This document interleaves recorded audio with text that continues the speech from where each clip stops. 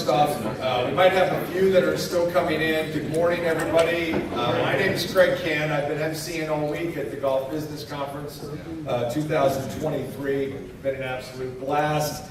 I hope you've had a little time to enjoy the opening of the PGA show this morning. It's great to have you here. This is a little bit of a partnership between the Golf Business Conference and GCOA, puts that on, and the PGA of America. So it's wonderful to have everybody here for education this morning. And we're glad for your presence. We've got a few really, really good panels before we close out our GBC23. And that leads me to this. The first panel today is titled Creating Your Course's Entertainment Ecosystem, a step-by-step approach from first-hand accounts. And we've got a wonderful group of people up here to talk about it. Right? Correct? All right. Say hello to Shaun Hansen. He is the Regional Sales Director for Toptracer, right here. Also on board is Ken Reynolds, the Vice President of aboutGOLF. Good morning. And we've also got two course operators here. Tim Riese is the PGA head professional at Pease Golf Course. Good to have you. Good morning. Good morning. And it's my pleasure to welcome the Vice President of the PGA of America and the owner of Augusta Ranch Golf Course, Don Rea. Don, welcome. Buenos dias. I've got the PGA Jordans, just so you know. This is having fun. Yeah. So wake up. Yep. Here we go. Here we go. All right, they're going to take you all, or we're going to try to take you all beyond the ABCs of tech and entertainment at various golf clubs and courses. We're going to talk about trends, we're going to talk about expectations, and all of that. So good to have you folks here. By a show of hands, I want to actually kind of figure out who's in the audience today, because that will help us with this conversation. Raise your hand if you're a general manager.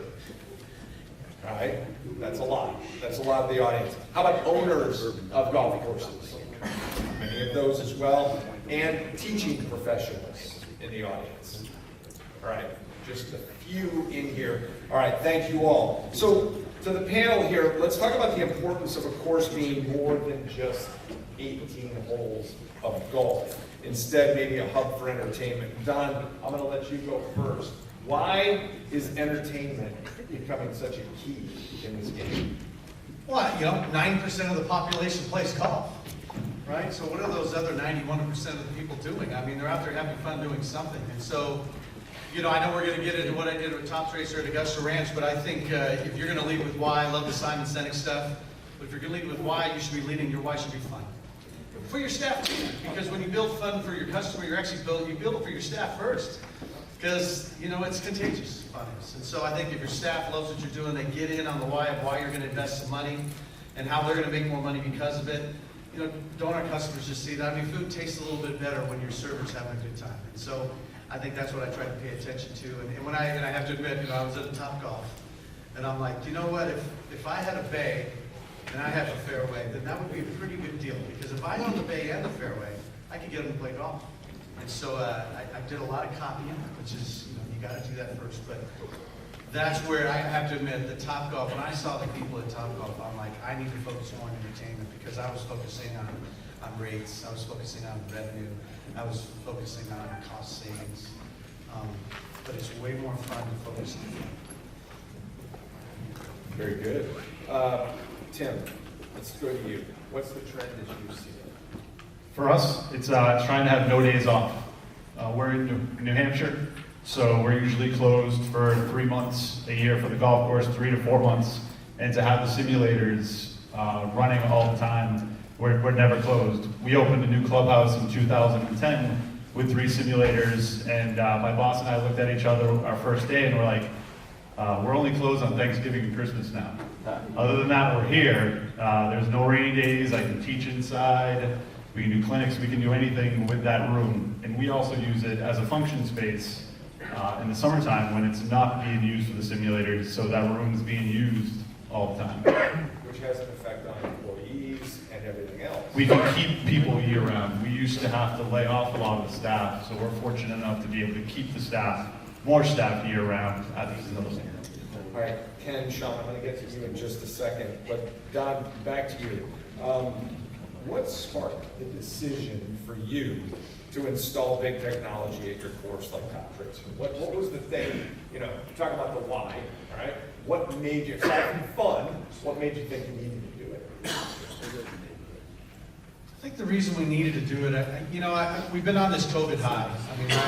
Augusta Ranch has done 43,000 rounds for a long time just because we kind of control demand with, dynamically pricing our tee sheet. And so I never wanted to get too many rounds because that might affect the experience. And, obviously go on forever about what I think about dynamic pricing and revenue management, but it only gets you so far. But then I felt like with the economy and what was going on and what was going to happen, how was I going to introduce myself or retain the golfers, for one, which we learned yesterday in Palooza. That's the one thing we have to do is we have to retain golfers, right? Rounds are down a little bit, revenues are up, but how are we going to retain them? And then I started thinking about, well, how could I be a funnel? I don't believe a third-party provider online is actually a funnel for players. They're just redistributing the same amount of players as before. So that can't be my marketing program, is making sure I'm on the biggest websites that sell tee times. Oh, no, come to my website. And then I was like, well, my restaurant's killing it. I got a little restaurant at Augusta Ranch, does $1.3 million a year. And because we started focusing on fun there, it wasn't just going to be an amenity for the golfer. It was going to be a restaurant that was at a golf course, or maybe even look at it differently. It happened to be a golf course that was at a restaurant. And we focused on the 100% of the people that eat, the 100% of the people that want to spend time with their family. But then I looked at my golf course, and it's a par 61, and okay, I got some people playing, and it's a wide demographic of young and old, and we've always believed in family and fitness and fun, and that it's a forever type of sport, generationally crossing all those ages. But how was I going to get them there? And I just felt like I have to be my own funnel. And then when Toptracer came out, and they actually had some vendors I could go to, we were making some money, right? We've all been very fortunate the last 2 years. I wasn't going to be able to finance what it was going to take to put the Toptracer in. All of a sudden, I've been blessed, and my bank account was blessed. I hope you did the employee retention credit. I don't even know how that's legal, to be quite honest with you. Those checks are immense. And if you haven't done it yet, I'm not even joking. You have to do it because you're probably entitled to some money, and it's high 6 digits. You'll pay some taxes on it, but the net is going to be very fortunate. And that's really how I funded Toptracer. But really, it was that. I know that Topgolf was talking about a Bays to Fairways program, and then I was like, well, why wouldn't I own a Bay? And if that was the funnel, how could I convert them to a putting league, or a glow golf league, or a glow golf league, or do some rental space? We use the lights now on Toptracer to have community events out there. There might be a cornhole tournament. We might even shut down Toptracer for the night, just to put some bounce houses and water rides or zip lines and hamster balls, whatever we're doing on the driving range. To me, that space is easily used for community events. And so that was the key is, okay, we're at 53,000 rounds of golf now, Craig. Do I think I'm going to lose 1,000 rounds this year or the next? And I would say the answer would be yes. And of that 1,000 rounds or 2,000 rounds, average green fee, a rep par, whatever you want to call it, I know they're different, is, say it's $30 for easy math. So I'm staring at a pretty good loss of profit, really, right? Because those expenses are tied to that. I'm losing 1,000 rounds at that revenue. And so how am I going to replace that? And then I'm really like, I have to do something now. This isn't just a want, it's a need. And that's when we crossed the divide and wrote the checks, depleted a little bit of the savings and turned it out because of the supply chain thing. If you're going to do this, you might as well do it now. It's not going to get cheaper. Yeah, it went up double while we were doing it over the 6-month process of getting permitted, but it's a no-brainer. But that's what it was. I need to hedge the bet of recession, economy, whatever it might be. I need to retain, and I need to create something that golfers who want to stay there can invite their families over, so that mom and the kids can do something instead of watching dad hit an AI. We will talk about the planning process, getting into budgeting and some of those other things in just a minute, and I'll get in there with Shaun and Ken as well. Before I do that, Tim, let's talk about golf and what to the About Golf experience for you. So we've heard about Toptracer, let's talk about that. We were looking to build a clubhouse in around 2008 and came down to the PGA show, looked at a lot of the products, and just thought About Golf was the top of the line. And my boss and I tried to stay ahead of the technology. And there were a couple of simulator places around us that we would travel to, and they had About Golf. So we knew that the technology would be supported in our area, which we really wanted to make sure that we had somebody, a good partner to work with. So that was our decision, again, that they were the best one to go with. Once we did that, it was a no-brainer. We'd make the same decision again. Ken, since you're sitting right next to him, let's go to you first and your view on what golf is truly becoming and why your business works so well for that. Absolutely. A lot of the things that we focus on our end is, we use our motto of golf your way. We don't want to just restrict it to the 9 and 18 holes. That is, obviously, that's the foundation of why we're here. But with the technology, it allows us to deviate from that on still providing the accuracy, but more of on a gaming level and having fun with it. It's bringing youth in, it's bringing others that might have a level of intimidation. It's bringing them into the bays, getting the kids in with a lot of the games and all of that, the ease of instruction. The bays, you're one-on-one, and the way that we put it is that you're always hitting true north in the bay. So you're learning the fundamentals of the game in the simulator, and really our focus is the indoor world. We don't do any sort of hybrid, indoor-outdoor. We focus on indoor accuracy, which translates to the outdoor game. So with that, what we want to see is, the students and first-timers come in, get the fundamentals of the game, and then go outside and bring Mother Nature. So you can understand what a 25-yard chip feels like indoors. Now you bring that data outside and say, all right, now I'm going to bring Mother Nature into it. So, we're seeing golf, obviously a lot of it, the modern golfer and all of that. We're not deviating from the 9 and 18, but we're having fun with it. And we've got that, we've got the ability to do that. And we're seeing the growth, and our industry is going through the roof. You're seeing more and more simulator, manufacturers that are out there. We've been at it since '99. We were a golf software company prior. We've focused on the authenticity of the golf game, but now we're really focusing on that, hey, come play your own way. With the simulator bays, as Tim can contest, is when you have a foursome come in and play for 4 hours, or a foursome come in and play for 18 holes, they're there for 4 hours, which is great.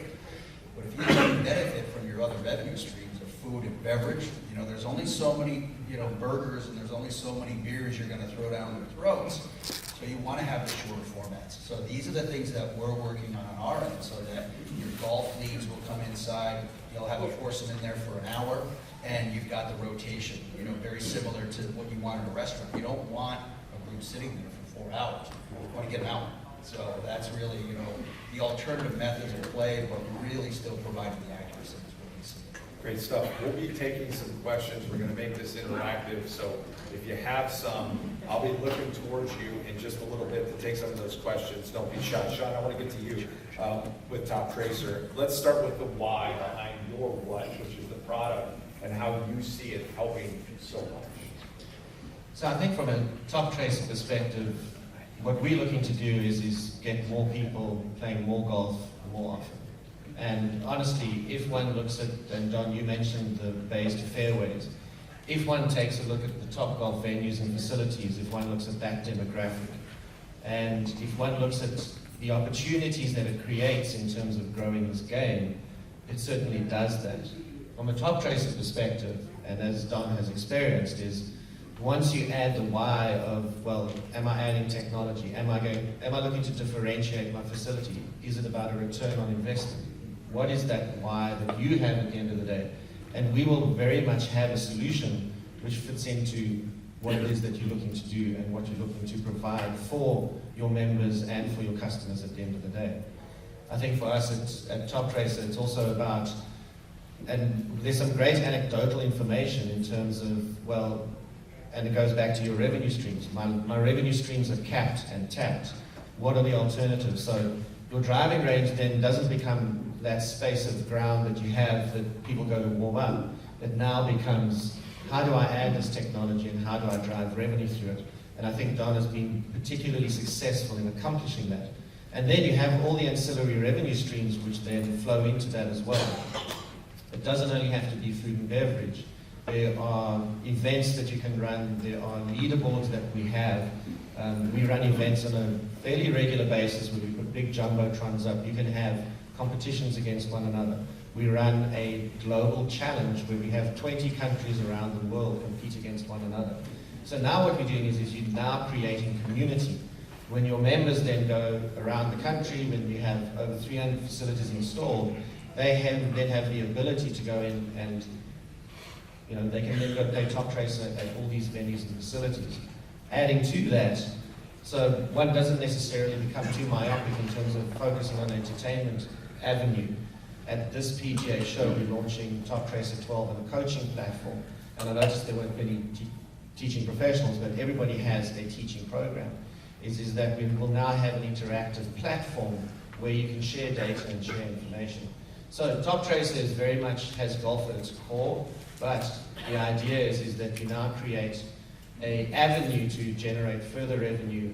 It's about more people playing more golf more often.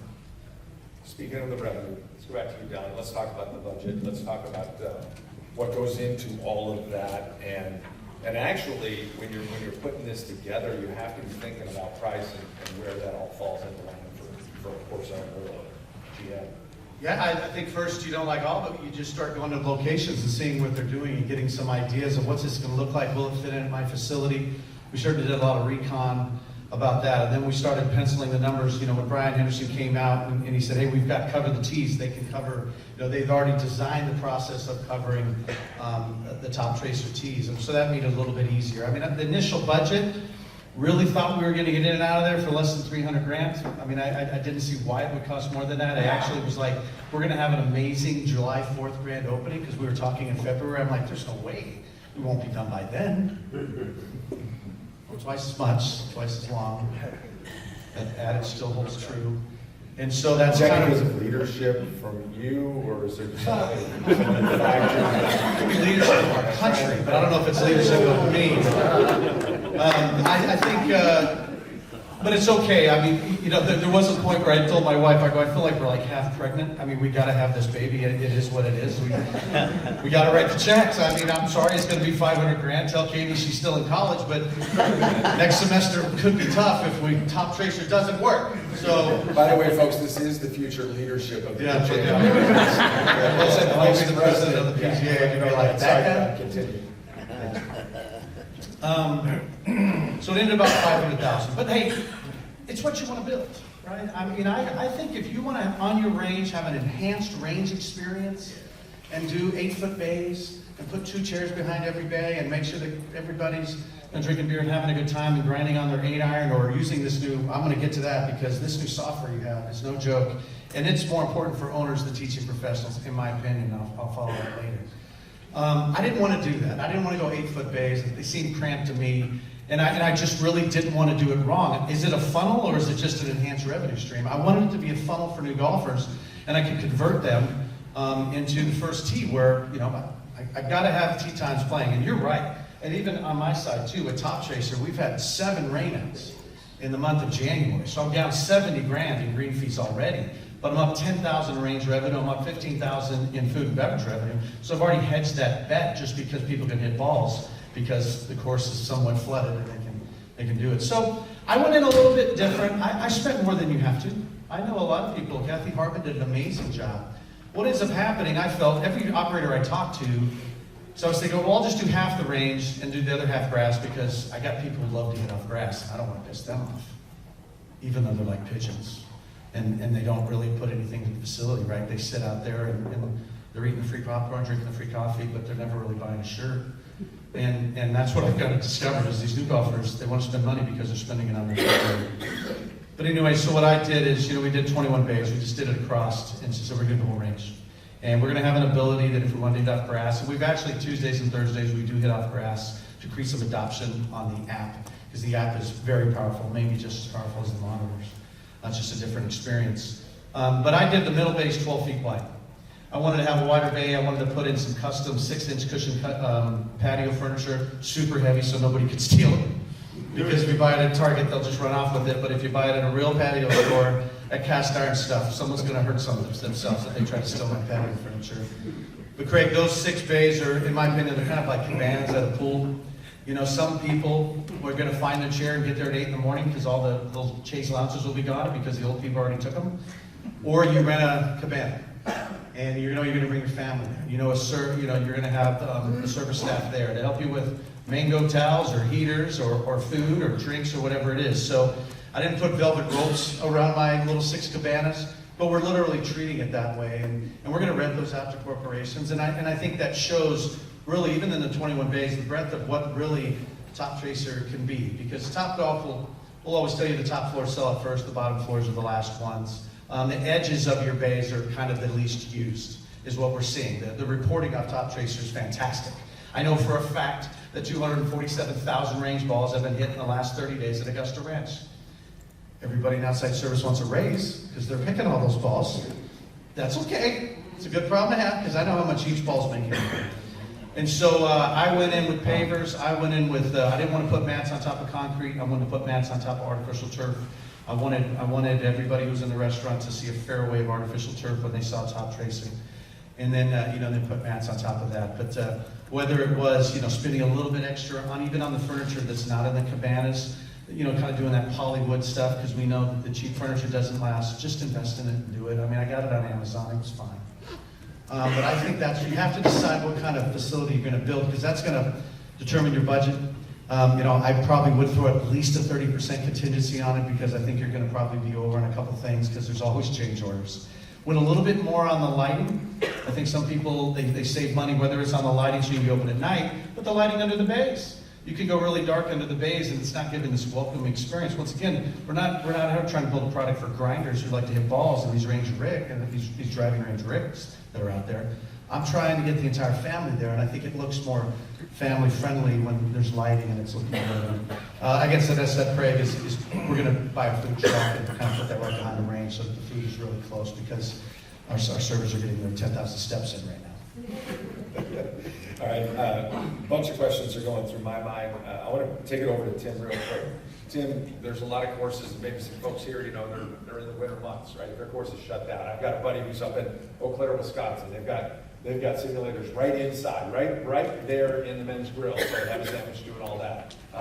Tell me about those types of experiences and maybe help them with ideas that they can use when the course is flat out closed, and why this is so valuable. I think for our situation, our sims are right outside our restaurant, which is great. I think you have to tie food and beverage into it to be a successful operation. There's a couple places around us that have tried, other golf courses that have tried to open and haven't had any food and beverage, and the simulators usually fail. So you want to make sure if you're gonna run the operation again year round, you can keep your staff on, keep the food and beverage, keep some golf shop staff there. So I think tying it all in together is really important. What was your budget situation? When you went into it, Don just gave us his, So we did it, we tied it into our new clubhouse. Okay. So I think we ended up paying about $135,000 for the 3 simulators. We paid those off in a year and a half. Wow. Okay. Anybody got questions? Okay, let's start with one right here. I'm just curious, what your ROI, at least a year and a half, what's your ROI? We were trying to be really conservative at first. I mean, the first budget performer I kind of wrote was 5 years, just to make sure, because I was really going to hammer it with a lot of labor early. Because I think, what you can make a mistake on Toptracer, it's like buying an iPhone. So you take it home, what are you going to do with it now? You got to know the capabilities of what this thing can do. And Toptracer, you can, open up all the bays, but if nobody's there to explain how it works and get them out of the warm-up mode and into games, which is the stickiness of it, and this new software. So I think we're going to be at 3 years now. I mean, I think that's very conservative, and that's a true. I had to write a check for this, so believe me, Katie's worried if next semester's paid for, but it's paid for, honey. You're going to be fine. And I think if it doesn't happen in 3 years, I'd be very surprised. And in the food and beverage thing, Bill Stein and I were talking. Hey, we all know the margins of food and beverage. They're freaking brutal, right? I mean, let's be honest. I did $1.3 million for my restaurant, and I think I profited $50,000. Right? I mean, it's not good. Probably bad operator, but who knows? Once again, this is the leadership. Yeah. I won't say frickin' out there. I promise you that. I'd probably get, the PJ police would get me. They can't take the operator out. I think what do you do? The food and beverage is the experience part. You're going to make some more margin on it because it's a strenuous activity. They're out getting balls, so they're getting thirsty. They're not just sitting at the bar eating free peanuts. So I think it's you got to think about the full experience of who you're bringing out there. Once again, what's your why behind this? Profit will be the result of a good plan, but if your why's jacked, you're not going to make it from the very beginning. And so that's why I really feel like the food and beverage experience side of it is kind of what they're expecting at Topgolf. The reason you go with Toptracer is because it's the best product, but it's also because you're leveraging the brand of Topgolf, and you're leveraging the leadership of Chip Brewer and Callaway, who they're all in to growing the game. And so when you look at the DNA of that company, I think that I've hitched my wagon to possibly the best steed of horses that I could ever get, right? So I'm pumped about that, but don't miss it and go, well, I'm going to save my way here and I'm going to cut some corners. I think you go in, you go big, and the sooner you do, the sooner you get your money back. But yeah, you don't try to save on this one. Just do it and go all in. I think when he talks about growing the game, I think that's one of the great things about the simulators and indoor golf. You get a lot of beginners that are scared to go out to the course. They're afraid to go to that first tee and they're nervous.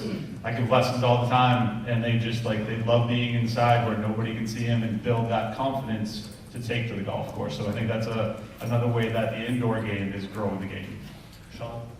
So just to carry on from your question in terms of ROI, and I'll explain it through an example. So in San Luis Obispo, which is a population of 47,000, they installed 10 bays.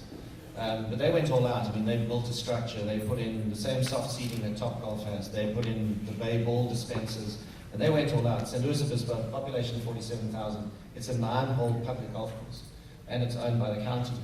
And they invested $1.2 million into this facility of Toptracer. They've got targets out there and everything. They returned that within the first year of operation. So, to Don's point exactly, you have a smart operator who understands that there is a lift that goes with this, and you can be hugely successful. Anybody else wants to add anything before we take another question? No, I think on the ROIs, I definitely speak with these guys, is we have a lot of facilities, and with the simulators, it's all based on demographic, location, how you're going to use them. In Pease's instance, and up in the Northeast, the Midwest, we're seeing hourly rates of averaging out to be around $45 to $50 an hour, and with an average of around probably 1,800 to 2,000 hours per simulator a year. So they're paying. We're seeing them that ROI within the same year. So it's great to see, and then obviously they're benefiting from the other revenue streams as well. Tim, I'll get back to you about that. That was going to be my next question, was pricing. All right. How did you come up with the plan? Is it per person? Is it per hour? Is it per family? Is it what? And Jimmy John's gives you an extra sub if you buy 8, right? And you can get an extra slip if you buy 10 or whatever it is. Do you help folks with an incentive to continue to come back and back and back? So we do. We looked at the area, what everybody was charging. We charge $40 an hour Monday through Thursday, $45 an hour Friday, Saturday, Sunday. We also offer an early bird special. If you play 8 o'clock in the morning, you can play for $25 an hour up to 4 hours. So we have a couple groups. We have a group every Tuesday and a group every Thursday that rents it from 8 to 4. And then we also offer a frequent player card. You can prepay hours at a discount. So to give them an incentive. So we have people that we sell, the max card we sell is a $1,000 card. And we have people that will burn through that in the winter. So in the wintertime, dark at 5 o'clock, right? Or even in the summertime, dark 9:15, whatever. How late are you staying open? So we stay open in the wintertime, November through March, 9 o'clock, Sunday to Thursday, 10 o'clock, Friday and Saturday. And we open at 8. Don, what about you? It was funny because my business partner is a CPA. And so he was like, I think this is what we need to do. And let's charge for the buckets and they'll pay extra for Toptracer. And, I said, man, I just feel, and here's another thing too. You buy an iPhone, nobody helps you even figure it out. But if you get a Toptracer, you get like a Jill Walsh who's going to walk you through it and tell you all the best practices of this ever-expanding company that you have going right now. So you have somebody who's been there, done that, so you don't get too much scar tissue while you're kind of, facing this as a new adventure for yourself. So now we're at $18 for a large bucket. It's about 110 balls. We have a small bucket that's going to be I think it's $12. Jill probably knows the price better than I do. We did add a little teeny warm-up bucket now because there's still got my snowbirds out there who just want to hit like 5 balls and they don't even care about the Toptracer because they don't know what they don't know yet. Because when you get them out there, they quickly see that they want to see how far they're hitting it, even if they're 85 years old. They just do. They just do. What we're doing in those cabanas is, unlimited range balls, bought some Callaway den cats, throwing them up to the top, and that's part of renting those 6 cabanas in a sense at $45 an hour. And I think Kathy Harbin speaks to it as well. She's at a small facility in Paris, Texas, and she almost feels like she can't charge enough. Every time she raises the prices, everybody keeps coming. So you do feel like this rate pressure, like, well, but my clientele might not pay this. But you're not shooting for your clientele. They're going to do it anyways, probably. You're trying to get a new clientele who does pay $700 for a mountain bike, who does pay $7,000 for a mountain bike, who does want to take their family on vacation. They are going to the bowling alley. So if you're going to look at comparative pricing, don't just look at the golf course down the street. What's the comparative pricing of family entertainment in your area? What are the movie theaters doing? What is Topgolf doing? What is everything that you see? Whether it's one of those rooms you get out of, you try to get out of, they lock you in, you got to get out of one of those things. Those things are expensive, right? But that's what you want to compare your prices to. What's family entertainment pricing in your area, and go to that, not to just sticking into the golf realm, because it's 9% of the commerce that's actually happening around you. Did you want to add something? So just to add to that, new NGF data indicates that off-course golf, for the first time in the history of the game, is actually more than what on-course golf is at the moment. And I think that bears testament to the direction we've seen from going the Toptracer route, where we're doing this off-course type golf, but it's on a golf course. Any questions? Let's go to the back first, then we'll come back to you. I got 2 questions. One is, Don, I looked at yours. You're 28 miles from the nearest Topgolf. I'm 14. Is that an issue, being that close to a Topgolf? And 2 is, how do you integrate that with, if you fill up your whole range with a system like that, how do you deal with regular golfers that want to hit that range on the reg? Yeah, good question. Well, I think you missed the Topgolf, because I think the Topgolf Gilbert is much closer than that. And I find that to be an advantage, to be quite honest with you, because I'm leveraging the Topgolf brand, right? And now they can be outside hitting a real ball that doesn't have a chip in it, and they can see the tracking of the Toptracer product. They can play the different games. Maybe they can't play Angry Birds, but they can play Go Fish, which is an equally fun family game. So one, I think it's an advantage to have Topgolf around you. I think it's an advantage for some Toptracers to be out there, because I think they do it better than everybody around me. So great, they'll get addicted to Toptracer and see Augusta Ranch's product and go, I'm going to come here. It's not that far away. As far as, what was the second question? I forgot. Oh, for your regular golfers that are regular golfers, yeah.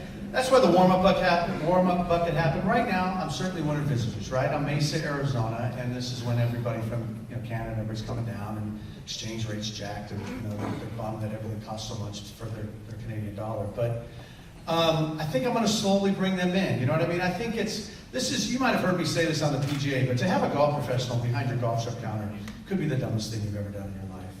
I mean, right now, the cheapest paid labor you have is walking up and down the range picking up baskets. And yet they're not driven on sustainability, or not sustainability, but relationships, which lead to sustainability, and loyalty, which, that leads to customers that you don't have to pay to acquire again. I think one of the things you have to do is make sure that your teaching staff, your golf professional staff, LPGA, PGA, or otherwise, maybe even you, are walking up and down the range, creating conversations, going, hey, are you using the Toptracer? Why aren't you? Let's do it closest to the pin at Torrey Pines right now. Let's see who wins. I'll buy you lunch if you beat me. And I think that's having people who are driven by relationship, driven by hospitality, walking up and down the line. If you think it's going to be the same outside service stuff, picking up baskets and trying to get out of the way because they got to get back to the room and answer their cell phone, dude, that's not going to drive family entertainment.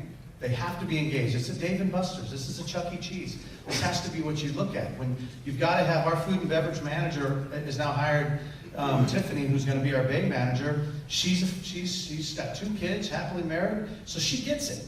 And so now I know that I'm not going to get this golf perspective thing. Most golf professionals I talk to are like, oh man, the fittings I can do in there. You know what I can do with lessons. Great. Probably going to do that anyways.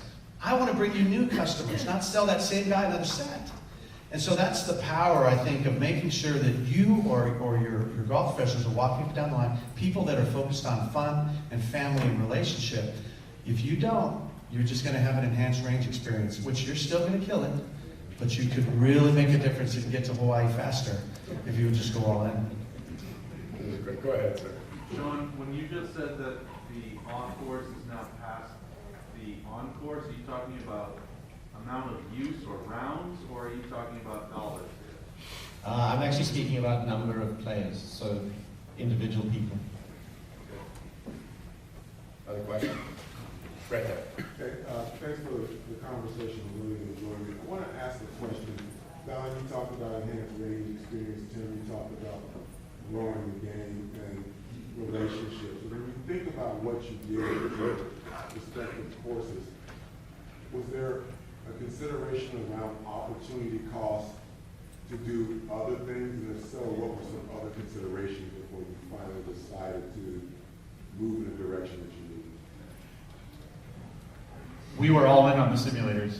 There wasn't really a talk about doing anything else. We're looking in the future to do some stuff with our outdoor range, but we knew in our area that nobody else had the simulators. So that was our direction.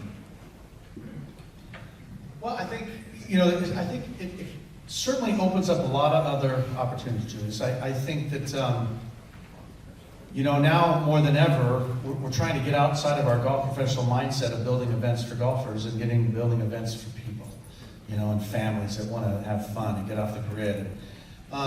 So I'm looking more at additional spend, whether it's the food truck we're going to have built and park it right behind the range. What can we do with cornhole tournaments? What can we do with putting tournaments? How can we leverage this with glow-in-the-dark golf? Could you play 9 holes of golf and 9 holes on Toptracer? I'm really excited about the PGA Hope aspect of it. PGA Hope is helping our Patriots everywhere. It's a program of the PGA of America in alignment with the Department of Veterans Affairs. It's rehabilitative golf, not recreational. Rehabilitative golf for veterans. It's free lessons given by PGA professionals. But some of them, it's very adaptive golf. It could be above the knee, below the knee. It could be PTSD. And yet, some of them don't want to get on the golf course, but now I can put them in the bays, Julius. And so, I wasn't looking at cost. I was looking at investment. If you're going to say cost, then I would say it's a cost of goods sold. How come I can buy a shirt and fully expect to keystone that? And this is 10x that. So you will hold back if you start thinking about, what ifs.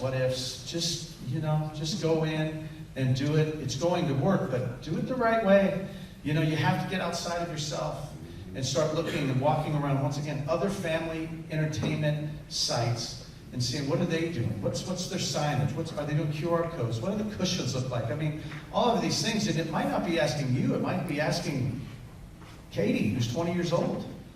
We went out there and she doesn't play much golf, and I'm like, well, what's your favorite club? I like my 8-iron.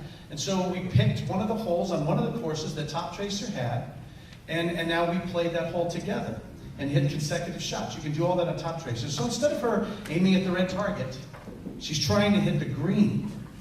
And so every time she hit a shot, she looked back. So now we had a game of how many times you hit the green, honey, and we just gamified a practice session. And once golf professionals figure that out, the gamification of that, in alignment, can I have just one more minute? Because I do want to touch on this coaching software. You have to look into what they're about to do. Because what they're doing now is we all know that when we give a lesson as golf professionals, right, we ask them, did you hit any balls from our last lesson? Yeah, we did. No, you didn't. Clearly seeing you're coming over the top with a weak grip. You haven't fixed anything. With this new software, what Toptracer's offering the PGA golf professionals, anybody who's teaching at your facilities, is accountability. I'm going to assign them homework assignments, and I'm going to know if they did it. I'm going to be notified when they did it. I can encourage them on how they did when they did it. And I can have all this in basically lockers of all my students, but I can clearly see who's practicing and when. Do you think I could turn that into how much money the owner's making? So I'm so excited about PGA professionals to show their ROI.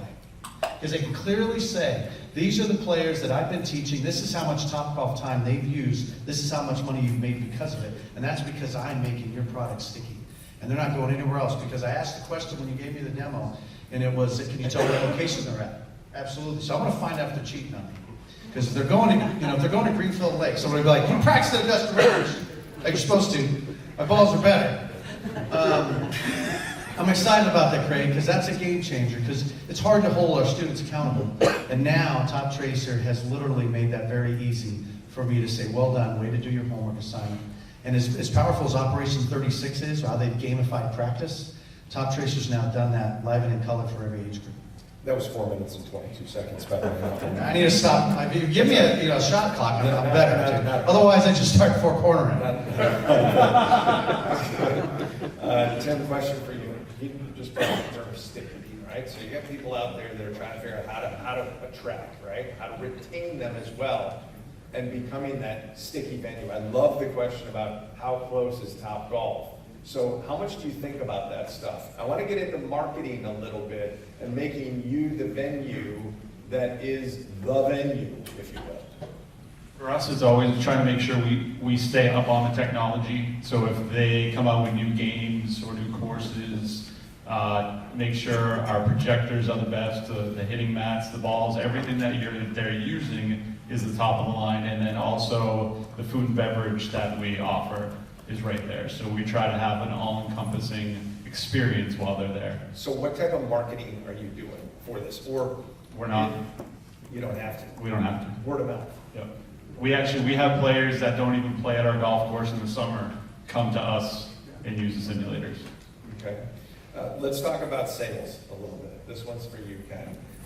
How much inbound calls are you getting, or how much recruiting are you doing for your business? How big is this exploding? It is definitely, I think we're still in the infancy of it. On our end, the inbound it's controllable, but we're starting to really see it take off. COVID, obviously, we have two segments. We have our commercial segment, we have our residential.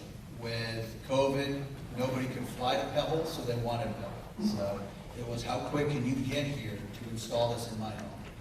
And so, we adapted to all of that, but where we're really seeing the growth is within the commercial sector, is the golf courses, the country clubs, because they want to keep the staff running year-round. So these are the conversations we're having. We're building solutions for this on a financial end, but also on a product end. We are we're an end-to-end solution for our customers. We don't really farm anything out. Everything you see is homegrown. We have a custom design department that will work with you. Just like Tim had said, his room, he has 3 simulators, but when they want to open that room up, they've got retractable curtains, they've got floor mats that they can flip out, and it becomes a banquet hall. So it's not just a dedicated simulator room. So our team will work with you on that all the way through the point of production and beyond after that. We have full commercial assets to help run your business. What we call AG Clubhouse, which is a facility management software, which is a light CRM, which has the ability to communicate with your customers, has the ability, you're going to be seeing online tee time. Right now, as Tim can probably talk about, he's got a separate POS, he has a separate tee sheet, he's got a separate, all of this is going to live under one hub to make life easier. So the growth within the commercial world is definitely where we're seeing the most. And where we're taking the product is, if we can fulfill the golf courses, the country clubs, the indoor golf centers, that will fill the other buckets of our residential clients and all of that. So our focus is 100% really on our commercial clients. The high maintenance, the long-term sale is our residential client of, I'm building a home. Well, it's not a colonial cookie cutter like I live in. It's a monstrosity that's not going to be done for 2 years. So our team has to stay on board with them with interior designers, decorators, home automation. They want this room to transform around and become a Peloton room and all of that. Our team has to work on that. And as we have advancements, as Tim said, as technology changes, they sign the contract. 2 years later, they've installed. We've come out with new innovations. We've got to stay on top of that. The commercial end of things, we are. It's a quicker sales process because it's finding the space, it's doing all of that, and that's where we work with your team to get that integrated. And then on a financing end, we have a service that we call Sim as a Service, and it's really a lease-to-own program. We understand that not every facility can do the $150,000 nut up front. So what we do is we actually do a lease to own, but within the 3-year lease, we are there to help monitor the systems. We do remote health monitoring on the health of the systems. We track the hours. So really what happens is, you know, as we start to see hours climb on a simulator, we'll send out a hitting map, we'll send out a screen. So you understand and you can prepare financially. You know what these things are going to cost you by month, by quarter, by year, as opposed to having those surprises of, I need 3 new computers, I need 3 projectors. Because you get into your outdoor season and you kind of forget. And then you're like, oh God, I've got to, you know, these things are consumable. They get beaten up. So we keep that up in front to say, this is exactly how much these things are going to cost you a month. You understand, you know, what the costs are behind it. Sean, I'm going to go to you, and then if you have questions, please raise your hand. I'll go to you next out there. Hear a lot from operators and folks that run golf courses struggling to find quality employees. Are you struggling to keep up with business and everything that's going on? You got openings? You're looking for a job? Not really. I just was asking. So yes, I mean, we were, in actual fact, when we went to dinner last night, I was looking around the table and just, when we were last year in 2020, and there were probably 4 of us sitting around a table, and last night there were probably 25 of us sitting around a table. So to answer your question, as this business continues to grow and scale, so we have continued to grow and scale with it. And sometimes I think it outpaces us a little, and that is the expectation. When you have 14,500 golf facilities and you have 1,000 standalone driving ranges, there's certainly plenty of opportunity out there. I asked that because one of the reasons, how soon could somebody get one built and put together? They're thinking about, are they too late for this year? No, so not too late for this year, so thank you for that. I think from that perspective, if one looks at going down the path of installing Toptracer, and just to give you some background information in terms of what that process looks like, because everybody's like, well, how do I go about this? And hopefully, Don, you can bear testament to this, because I know that there were some challenges along the way. And I think to your point is yes, it has been tough in this environment, because it's not always easy to find the low voltage guy. It's not always easy to find the electrician who has availability. It's not always easy to find the TI organization who can do it immediately. Price of everything has gone up, so inflation is real. So that has posed its challenges from an operational perspective. But I think certainly in terms of getting the product into the hands of people is that if we had to sign a contract today, it takes 8 weeks, and the whole intent of that is that you can then ensure that there's power and data to the T-line once the team comes on board and installs. And that's if you're just doing a very basic installation. You're probably looking at 5 days. So it's not a particularly lengthy process. I mean, at this point in time, we're probably looking at anything from June, July onwards would be a good time frame. Yeah, we're typically, being that everything we do is custom, once our design team has an understanding of the space, they'll send out, they'll work with the on-site team to get some prints. From that point on, we can't go to production until the room or anything is at a certain point, because we're custom making screens and skins and whatever else it might be. Once the room is typically around 80% done, we can go to production, and then we're usually, we call out around 4 weeks for production. In the heat of our season, which is the fall, we're usually around 6. But we try, and what we do is all of our accounts, we work with them on a mutual action plan to work from when is your ideal grand opening. These are all the magic things that have to happen on your end and our end to make that date happen. So we're very transparent on our timing. A lot of the things, as we all know, the timing of on-site can be anything. So we have a lot of accounts that right now are just sitting there because they're waiting on an overpromised contractor to show up, or an electrician or anything like that. So those time frames are out of our hand, but for us, once the room is pretty much 80% framed, we're about 4 weeks. We're about on site for about a day or 2 per bay, and then our team comes back with trainings and all of that. We do a lot of remote casts. We've got regional teams that are all over the place, and then we're there for grand openings or anything like that to help assist. Okay. Did you want to have a comment? Yeah, so I think, Ken, you and I face the same challenges.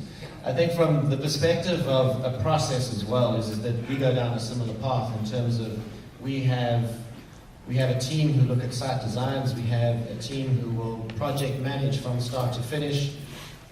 A really big part of our value proposition, and Don, you mentioned Jill, who I think just left the room. I know she's standing speaking to Kathy at the back. Part of our value proposition is that once we've installed the product, it's not like, well, here you go. We have a dedicated resource to account for the duration of that agreement that you have. And I think that's particularly key and important because it's about sharing best practices. You don't need to reinvent the wheel in terms of, well, what does my pricing model look like? What is it that I need to add? What are those events that we can do? What are the leaderboards? How do I set that up? What do I do? So I think it's important as well that this is not a lonely walk. This is actually something that we do as a partner and walk that path with you in terms of ensuring your success of installing the product. Questions? Right here. Ken, Tim kind of touched on this about new players being leery to go out on the golf course. Do you have the option to help bridge that gap so you have a kid who's now gone from sim inside playing games and playing different courses to actually incorporate my golf course so that that kid now knows come spring, I just played Juniper Hill all winter, I can hardly wait to get out there and play the real thing this spring. And how difficult is that? It depends on the extent on how much you want to do. We've done modified courses where we've done signature holes. Most of our library, it is, the notable courses, the ones that everybody wants to play, but we've done one-offs as well. So we're more than happy to do that. It's not an extensive process. A lot of times what they'll do is to incorporate it with an indoor or outdoor. We could do some signature holes to start, to kind of see what the taste is. We've done many courses, and people have said, we need to have our course on here. And then when the course is on there, they don't touch it. They want to play Pebble, they want to play St. Andrews. So if we don't want to see, there is an investment involved based on how many holes. So, but we do want to bridge that gap, and that is a big thing, and that was a mistake I made.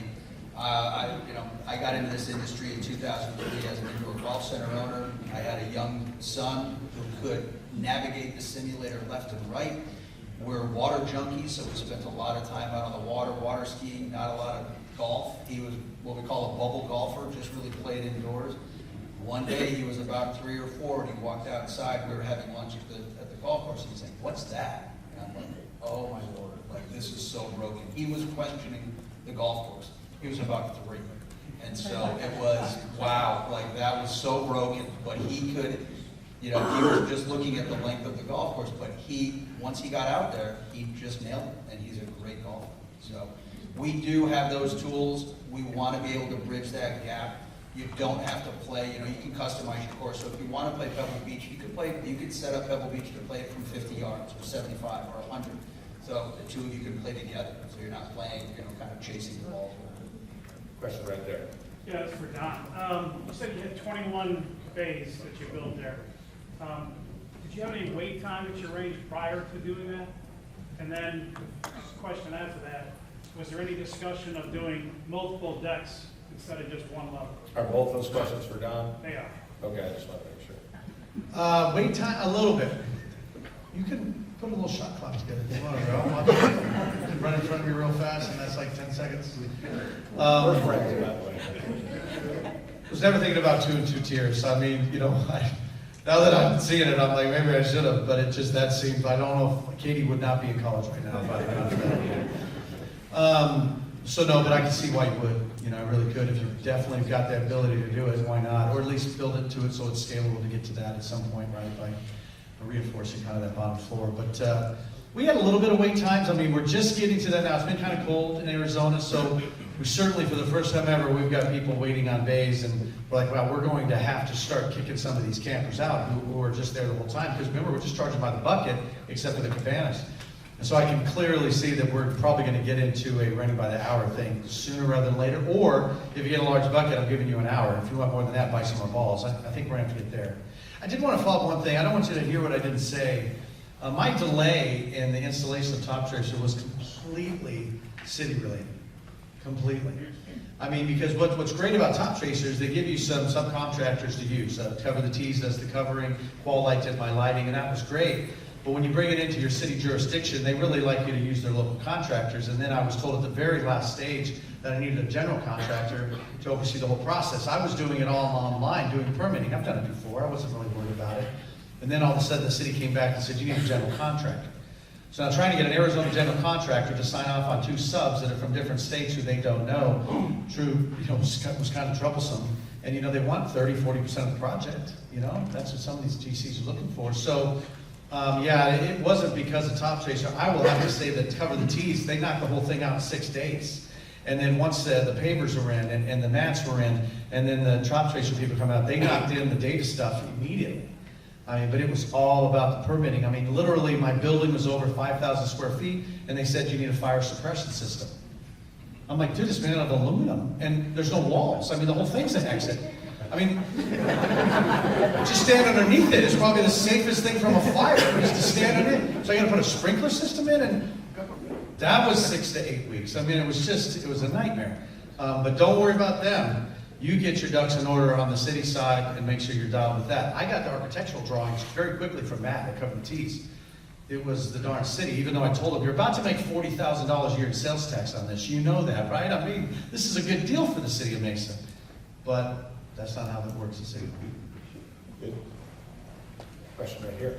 Question about staffing, Don. If you're already a busy facility, do you feel like you need someone to own it from a leadership standpoint, or do you just reallocate people and talk about having somebody, ambassadors walking up and down? I'm not trying to get stuck on the way. Yeah, this is no, it's good. I've got a 50-50 partner. He's the CPA, and I'm not. And he believes in, as revenue goes up, labor goes up. Right? And I get it.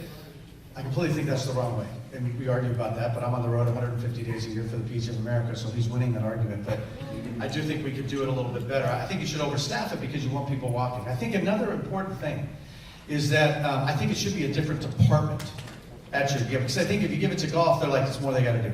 If you give it to food and beverage, they're like, that's more I got to do. So a Toptracer Bay manager who's in charge of her department. Tiffany's going to hire the staff. Certainly we're going to share resources on picking the range. But I want to have a dedicated staff to Toptracer. But then that being said, on the marketing side, I wouldn't have it like its own Instagram page. I think what we found a lot of strength in at Augusta Ranch is that Facebook, we have an Instagram and Facebook page for the restaurant only. We have an Instagram and Facebook page for the golf course only. And then we cross-post everything so that we're tapping into food and beverage only people and golf people, always putting the Toptracer brand out there. So don't rename it Augusta Ranch at Toptracer and start another IG account. I would not do that. I would share the different demographics that are on those 2 different users of the property. Got about 10 minutes left, and I'm going to give each of them a closing statement about the future of the game. A couple more questions. Yes. Tim and Don, you touched on something earlier that was important. Using your space for something different, right? You set up this whole thing, you cost money into it, but what else are you using it for to make other revenues to help support it outside of maybe what you touched on? Where I'm at, there's a unique opportunity to host a car show. I think a ton of it, right? Unfortunately, a Toptracer, my company will not let us put it in because that's a fixed structure, and the driving range is the roadmap for the car show. So, what else are you guys doing in that space? So for us, we use it as a function space. We do birthday parties, corporate outings, meetings, all those kinds of things that again tie into food and beverage as well. So. Are you doing a car show every day? No, what's the Yeah, dude, come on, give me a break. We got 21 Toptracer bays, it's kicking out. Last 30 days, 245,000 range balls have been hit. I'm glad to sit in that meeting with you and go, hey, I can give you a driveway so we can do the car show, and I'll close down Toptracer in 1 day, but if you think I'm not going to build Toptracer so we can put some 57 Chevys out there, I don't think it's going to happen. You know what we do is we're utilizing the lights. Before, when we did community events, we'll have 1,000 people HOA picnic there. We'd have to rent the lights, and that would just flip. We flip on the game changer lights that come with the Toptracer product. It's really a clean look now. You don't have light standards anymore. The lights and the cameras are all embedded into the bays, so it's really clean looking. But now, yeah, I can do cornhole, tournaments at night. Obviously in the summer, it's hot in Arizona. And during the winter, it gets dark so early, I literally was losing operating hours. One of the reasons my pro forma did not work is because I didn't anticipate the accelerants of how many golf balls are going to hit during hours of the day that I was going to be open now that I wasn't before. I was putting it on some kind of velocity of what I was doing already, not thinking that there was going to be that many range balls hit and adding that to the additional open hours. So if you start putting all that number on paper, certainly have those community events, because that's just going to expose the Toptracer product to families who've never thought about going to a golf course before. I would utilize those as kind of lost leader events in a sense. I mean, maybe you're making some money for charity, but yeah, bring people out with those events, utilizing your driving range, so they see Toptracer and go, what's that? I had no idea you had it. Plus, by the way, we had Don Rea yesterday that spoke on the stage at the golf business conference. He said, don't buy cars right now. That's what he said. So there's another reason to hold off on the car show. You heard the numbers today. Yeah. Thank you. So just to add to that, so Del Mar Golf Center, which is in Del Mar, just outside San Diego, they have the San Diego Fair for 4 weeks of the year, which is the height of season in July. They close the facility down for that period of time. So there are ways and means in which you can, if one gets really creative, in which you can actually install the product and still, to Don's point, you could put a paver down and kind of have a pathway that they could ride on. But there's creative ways in which one can solve that problem. Questions? Anybody? Yes, over here. We just bought a golf course. There's no driving range yet. Clubhouse is planned for next year, so we don't really have indoor facility. Are there any outdoor Toptracer-ish kinds of things we could use this summer? Yes, absolutely. So the solution is not necessarily only tied to a structure. There is an outdoor solution as well. So the product essentially is a mobile version, which is on your mobile device, so whether that be an iPad, an iPhone, Android, or there's the option of an outdoor monitor, and then you have the structure as Don has built with Cover the Tees, where you actually have the monitors indoors. As Don said, it's very much the entire structure is an exit. I'm going to use that, by the way. So, I think from that perspective, there is the optionality of not only indoor product, there is the outdoor product. Question for me, I'm not going to go to Shaun and Ken on this because I know what they would probably say, but this is for the other two gentlemen up here about technology in the game and how important it is, not just to keep up, but to think ahead about it. I'll let you go first. I think we're always trying to stay ahead. I think for us, we have people that come in there sometimes just to use the driving range to get their numbers, so when they go to the golf course, they know they hit their 8-iron 152 yards, not the 180 they think they hit. So all the technology that we can use to help the golfers, again, just want to come out and play more. Don? I think it's pretty impressive what the launch monitors are doing, and obviously swing technology and sports box and all those things about the dynamics of the swing. I think technology is great there. The 28,000 PGA professionals are using that all the time to make sure that people are better. I think to properly leverage technology, though, I think it's got to be in the gamification side of things, what they're doing, what Toptracer's doing. I think the more you gamify things, it makes you want to get better. I mean, when I look across the 21 bays, when I looked there, last Friday, I definitely saw some guys grinding and looking at their numbers, and it's tracking every shot with every club and how well you're doing over time. That's why this new coaching thing is amazing. So if you're that type of person, you want to see how your ball's going, the only thing it misses is spin, curve, height, speed. It's all in there with the Toptracer technology. I'm going to have that product for them. If you want to play Go Fish and try to get the beluga whale, I've got that gamification side for the kids too on that game. But I think utilizing technology to create like that term stickiness, because they want to get better. For the first time ever, we can measure that. They can measure that themselves, and then I can actually quantify that to make sure the investment's worth what I put into it. I don't think there's a game out there, professional, that uses technology on television more than golf does, which carries straight over to the consumer, and they want a piece of it too. Ken, would you want to comment on that? I absolutely agree. I think when you're watching pros on the range or anything like that, they don't have one launch monitor, they have two, sometimes three. I think the technology is there. I think everybody is doing a great job. But it's where you want that data. You want to be able to travel with it. And that's, those are a lot of the focuses on our end of being able to bring your data inside and also be able to bring it out through our app. It is, you know, being able to communicate through your coaches, as you guys have just mentioned. We want to have that accountability. You want to be able to communicate with your customers. Somebody is sitting in their office on a Wednesday at 11 o'clock and they get a message from their pro saying, hey, I was just watching your video. Watch that arm. You know they're coming right back into the beta practice. So that's revenue, and those are ways just to communicate. So technology, absolutely, it's where it's going. All right, I'm gonna let you each go wherever you want to go. 5 minutes left, a final thought from each of you to give these folks something they can walk out the door with, that they'll feel good about, and an action plan maybe they need to take that they might not think about. You go wherever you want with this. I'll start at this end. I think you can't lose with indoor golf. I think for us, again, being in the Northeast, we always close our golf course if we can make it to December 1st outside, and we're always trying to get open April 1st. So we had 4 down months, and now we're able to fill that. And we've gotten to the point where we're so busy that we have people actually playing indoors in the summer because they couldn't book tee times at our golf course or the surrounding golf courses.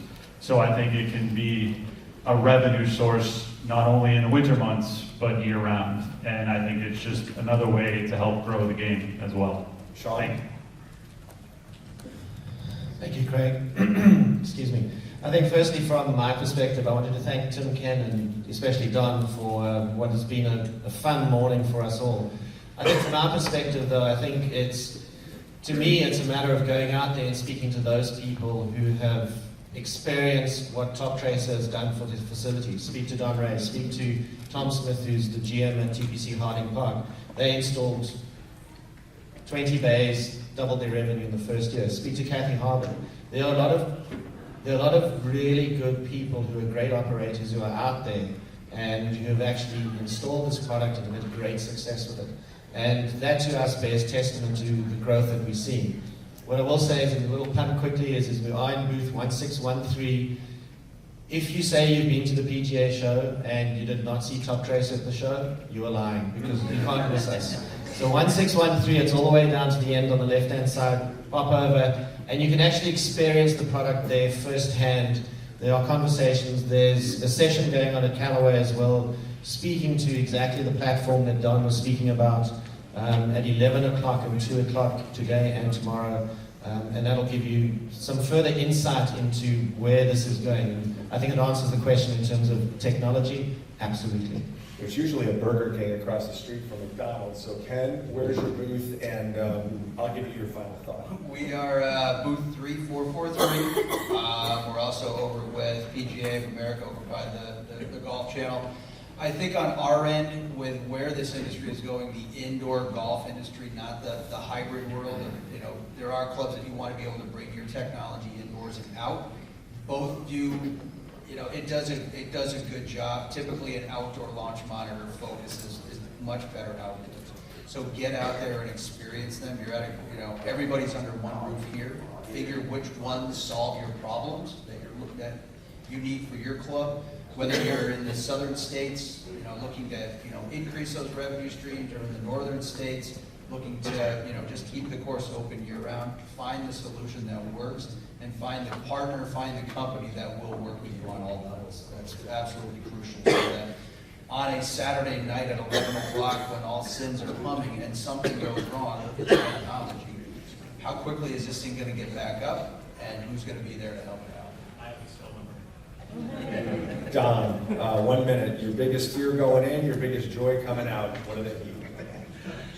My 1 minute. This is what happens when you get elected. I can't wait to hear your opening speech. PJ's going to be rocking. You know what I think is, okay, I'm going to assume that you've already done your deferred maintenance project, right? You got some extra money, you handled all that. You did your roof. Your roof is leaking. So where are you going to find extra money? I don't know where you're going to do it. Are you going to add to your restaurant? Well, we know the margins are very small. I mean, are you going to build another 9 holes? Maybe there's no water like in the southwest section. You know, where I'm at? I mean, so what are you going to do to build on your business to add something else? I think it is going to be a simulator. I think it is going to be Toptracer. And then if you're going to do that, you know, someday, well then now's the day. Now's the day. You walk out of here and you're feeling warm and fuzzy. Well, Don, it's kind of funny. What are you going to do when you get back to your facilities and go, are we actually going to put a plan to action and start visiting golf courses that have this and see what we would do differently and how we could do that and start applying funds to it right now? I just think the longer you wait, the longer you're losing. Just do it. There's nothing to be fearful of other than you not having all the information to make an educated decision. So I know, if somebody, I'm dedicating the rest of my life as, eventual president of the PGA, the vice president now, to grow this game. Nothing is growing this game better because off-course golf has now surpassed on-course golf than what these gentlemen represent. So look at those, look at all the brands. I think you're gonna end up at these two, to be quite honest with you, because I think they're the best, but you gotta do it now, Greg, because if you don't, you're just falling farther and farther behind because you've already optimized your entire golf course. So what are you gonna do next? Fantastic. Please give them all a round of applause.